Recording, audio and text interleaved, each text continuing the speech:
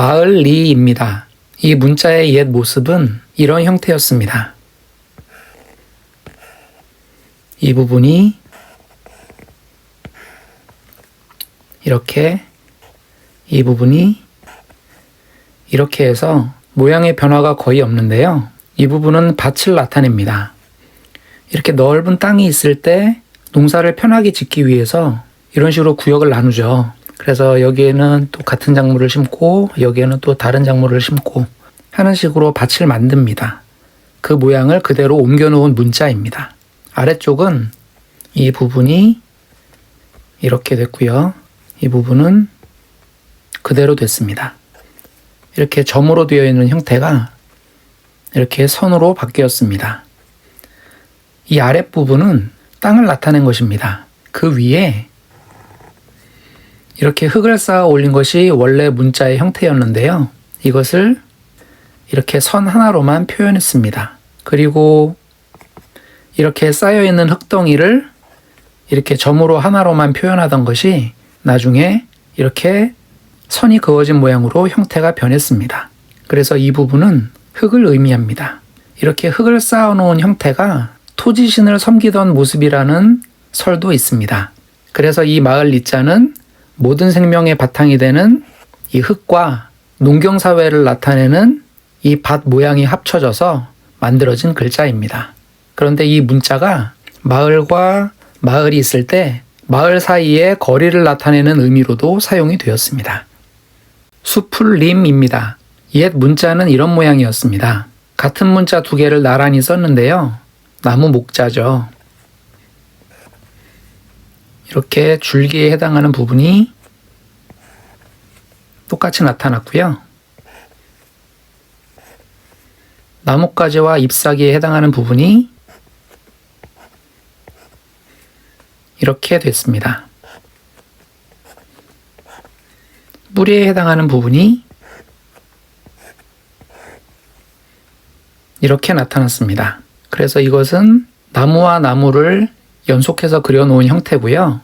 나무들이 모여있는 장소, 그곳이 바로 숲이라는 의미를 나타냅니다. 낫면입니다. 옛 문자는 이런 모양이었습니다. 가장 대표적인 설명은요. 얼굴의 가장자리에 해당하는 부분이 이 부분이 되었고 눈의 가장자리 부분이 이렇게 눈동자에 해당하는 부분이 이렇게 그려졌다고 봅니다. 그래서 얼굴에서 가장 중요한 특징이 되는 부분인 눈만 그려서 얼굴을 뜻하는 낫면자를 만들었다는 설명이 가장 많이 나오는 설명인데요. 저는 다른 생각을 조금 더 해봤습니다. 머리수라고 하는 문자가 있습니다. 이 문자는 머리혈이라고 하는 글자인데 이 부분이 이 글자에서 온 것입니다. 그리고 머리 숫자의 옛 모습을 보면 이렇게 사슴머리의 모양으로 나타나기도 했고요. 더 단순화된 이런 모양으로 나타나기도 했는데 이 문자의 모양이 조금 변해서 이 낫면자가 된 것이 아닌가 한번 추측을 해봤습니다. 그래서 모양을 지금 우리가 사용하고 있는 이러한 형태로 만들어서 얼굴을 가리키는 뜻으로 사용한 것이 아닌가 그런 생각을 해봤습니다. 목숨명입니다. 이런 모양으로 나타나던 문자였습니다. 이 삼각형 부분은 거의 비슷한 모양으로 나타났습니다. 이것에 대해서는 여러 가지 설명이 있는데 모자라고 보기도 하고 건물의 지붕이라고 보기도 합니다.